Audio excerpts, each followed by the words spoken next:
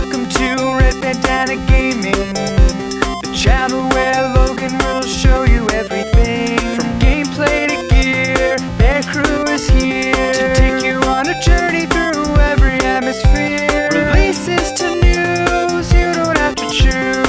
Red Bandana Gaming is here for you. Hey everybody, Logan here. And today's topic actually comes from a request, and I was like, I actually thought about it for a while. So the request comes from Red Flash 01 about him wanting to make his own man cave, or game room as you will. Because man cave and a game room can be two completely different things.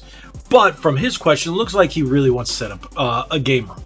Because I have my own man cave. My office can be considered my man cave. And then this is my game room, as you guys can tell. So, if you want to set up a game room, there's a couple of things that, well, you need to think about first. So, he asked what consoles should he pick up. NES, Genesis, Super NES, Nintendo 64, GameCube, what have you. But honestly, I think if you're going to do a man cave / game room, especially if you're doing a game room, that you need to think about, well, do you have the room? First and foremost, do you have the room? You can have something this size, or you can have something this size. My old game room, if you check out my 2020 game room tour, was about half the size of this room, and I still managed to fit a lot of crap in there. So 2021 and 2022 was my current room. This will probably be my game room for quite some time. I don't plan on moving. I just bought this house. So first thing you need to think about, like I said, is do you have the room? All right, you got yourself a room. What size room do you have? All right, you've got yourself a decent size room. What do you want to put in that room? Do you want game collectibles like this? Do you want console-based games? Do you want arcade-style games? Like I have another part of the house. I have like a little room, half room. I don't know what you want to call it. But I have my VR and my arcade games set up over there. You guys may have seen it in one of the shorts I posted. But you got to think about the space that you have available and what you want to do with it. So once you figure out, all right, this is the space I have, we'll go off his question, consoles. You want consoles. How do you want it set up? Do you want something like what I have? For example, where I have the IKEA furniture. A lot of people have that IKEA furniture. I think it's called the Kallax? I don't know. But what I did is I bought 3 different pieces and kind of put them together like an entertainment unit. And they sit very nicely, and they can hold up to 16 consoles all together. Because one piece has 8, the other ones have 4 apiece. Now, one thing I will give you a little tip. Don't plug everything in at one time. Even if you have multiple outlets. I tripped a breaker the other night. Yeah, just all because I was trying to add one more thing. So what I did is, you're going to see when I take a picture, I kind of disconnected a lot of the consoles, and I had to move them around so I could plug things in. I didn't want to trip the breaker anymore. So you got to worry about that too. How much are you going to have plugged in? What do you want to have plugged in? There's just so many things to think about, and you watch this video to the end. Just watch it to the end. Make your list. What's most important to you? What you think is going to benefit you the most in the space you have. But that's just the room setup itself. That's just the room. We're not talking about what you should collect. We'll get to that in a moment. But once you realize you have a room, the kind of space you have, think about what kind of TVs you want. Whether you want 1, 2, a new fancy 50, 60, 70, whatever inch, or a CRT, or just maybe a small little monitor off the side so you can multitask. I actually set up another TV. I have 2 TVs now, my main one and then a smaller one, because I like to watch YouTube while I play. Not while I play everything, but games like, say, Animal Crossing or GTA Online, or even a match of Halo. I like to have my YouTube playing in the background so I can watch a lot of my faves, like beat 'em ups or AVGN or Game Ranks or RGT 85. I like watching that stuff, or offhand Disney. I watch a lot of YouTube, so I don't really watch TV unless I'm watching AEW. So you might want to give yourself something else so you can multitask. For someone like me, I like to multitask, and it's kind of what I do. And it also gives me ideas. I can capture footage while I'm watching and seeing what's going on. So do you want to do that? So multiple TVs are something to think about. Another thing is, like I said, what are you going to put in there? Now we're going to get to the consoles. He asked about consoles. Some people may not want consoles. Some people might want a PC. Sorry, but we're not PC gamers here. We can be. I have all the equipment, but I just don't. And usually if you want it in a game room, your PC doesn't go in your game room. Your PC usually goes in your office, if you have one, or, at a workstation. But some people set up their game room around their PC, and you could do that as well. But he asked specifically about consoles. So that adds, do you want to add Xbox? Do you want to add PlayStation? What are you interested in? Where are your favorite games? That's where to start. You don't go, hey, should I get a Nintendo 64, Super Nintendo? Don't ask me that. Ask yourself that. Say, what do I love the most? What do I have the most nostalgia for? That's what I usually base my collecting off of, is nostalgia. I don't go off of value. I don't go off of, oh, is this going to pay off in the end? No. My N64 collection, it started out as me just buying the games that really meant something to me growing up, that my dumb self traded in to get my GameCube, because back then I was only working part-time at GameStop. I was still in high school, and I wanted the new games. I just didn't have the money. In retrospect, I wish I'd kept the Nintendo 64 stuff, but hey, I had all the boxes and everything. But that's not what we're talking about here. So, go off of what's the most, I guess you could say, the closest to your heart, what you have the most feelings for. We're going to call it the I just did that. Okay. So, if it was Nintendo 64, if it was Super Nintendo, if it was Nintendo, I grew up, my Nintendo was at my dad's house, so I didn't get to play it as much as I wanted to. But when I got my Super Nintendo, that was at my grandparents' house, and I was over at my grandparents' house all the time because my mom, single mom, worked, so my Super Nintendo was where I was at the most, which is my grandparents' house. So not until I got older did I bring it to my house before I got my Nintendo 64. So I have a lot of nostalgia for the Super Nintendo. And then once I got my Nintendo 64, I think I got it in middle school. That had just so many great memories of me playing these games with my friends. GoldenEye, Star Fox, WCW NW Revenge, all these great games. So I focused a lot on Nintendo consoles, because Super Nintendo and Nintendo 64 was really what did it for me.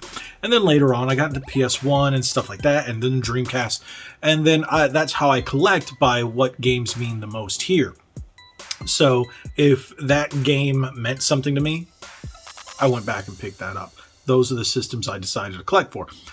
And then eventually I decided to pick up other ones, like, say, for example, the Sega Saturn. I never had the Sega Saturn until 2000 something, and then I can't remember, about 2006, 2007, I got a number of games, got a number of things for free. I think it might have even been earlier. That might have been like 2005, but whatever. I got myself a Sega Saturn, and I was like, okay, cool, and then eventually I just never touched it, and I decided, hey, sell this too. Dumb thing, but I later on got another one, and hey, that was great. But I never had that. It was one of those consoles I wanted. I made the choice between a PlayStation and a Sega Saturn. I made the choice of the PlayStation. That can be debatable whether I made the better choice. Who's to say? I love Final Fantasy 7, 8. I love so many games on the PlayStation 1, so I think I did. Monetarily, the Saturn made more sense because the games are now worth buku bucks over what the PlayStation is, but hey, is what it is.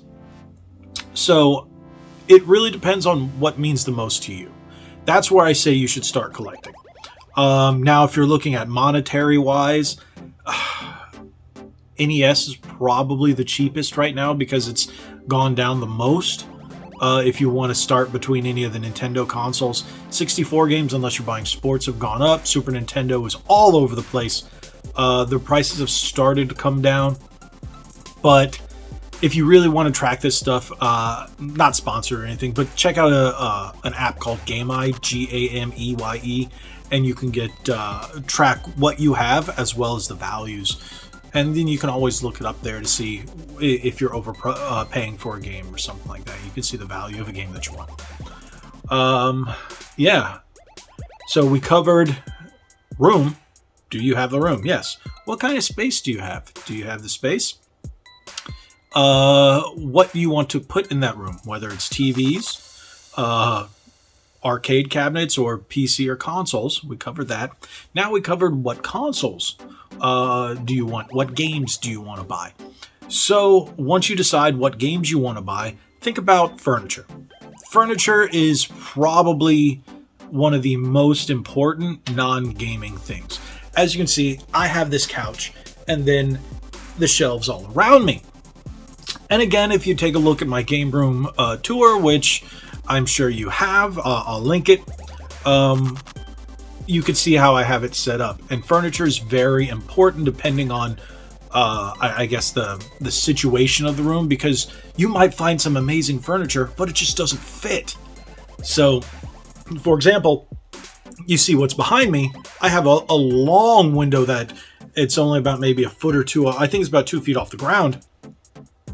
So it was hard for me to put anything in front of it. So the windows, again, the windows are all like this, and then the shelves go right to the windows. And then I put a small one right in front, and then the curtains to block it to keep the sun fading and all that other stuff from happening. So you really got to think of your space and what you have. Where you want to put the couch, whether you're going to put a couch, a futon, a love seat, a recliner, multiple recliners. You got to think about what you have. Me, I have my main recliner in my living room. That's my throne. My wife calls it. It's the king's chair is what she calls it. That's why my mom called it that too. And she's like, "You're spoiled. That woman spoils you." And I'm like, "Yes, she does." So in here, I decided to go with, these are called love seats. Yeah, I know it's a weird term, but it's called love seat because it's meant for two people. Usually back in the day, I guess when they were naming it, you got your man on one side, your woman on the other, and then they smooch. That's the whole thing about a love seat. It's about smooching. Could be more, but hey, we're going to keep it PG. And then you have your recliners. Think about in Friends, where you had Joey and Chandler sitting with the man in front of it. Yeah, that was really cool. So it really depends on what you guys want when you're setting up your furniture. I like this because it also made a good, I guess, filming area. Could sit right in the middle when anybody comes over, i.e. Lich.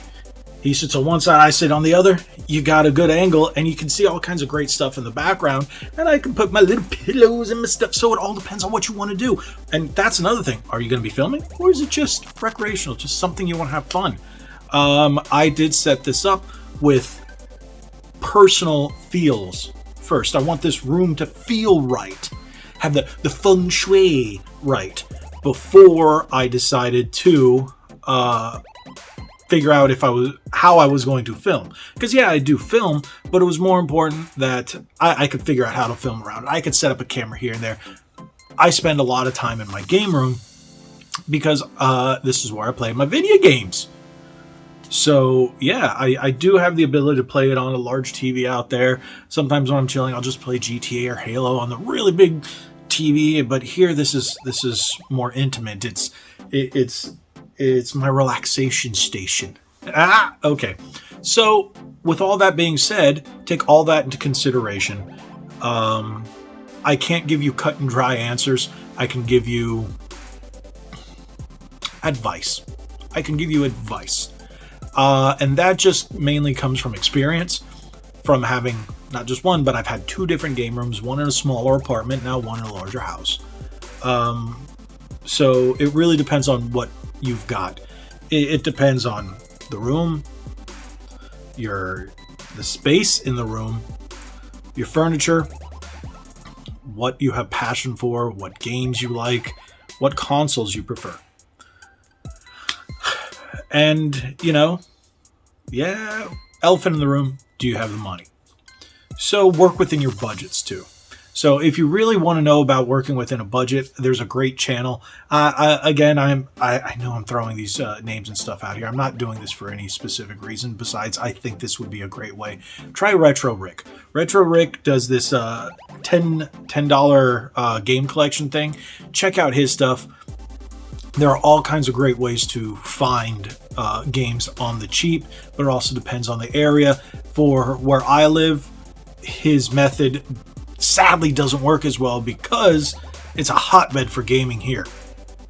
So, but check it out if you guys are interested, and that can maybe help you find how to locate and scrounge around for great games.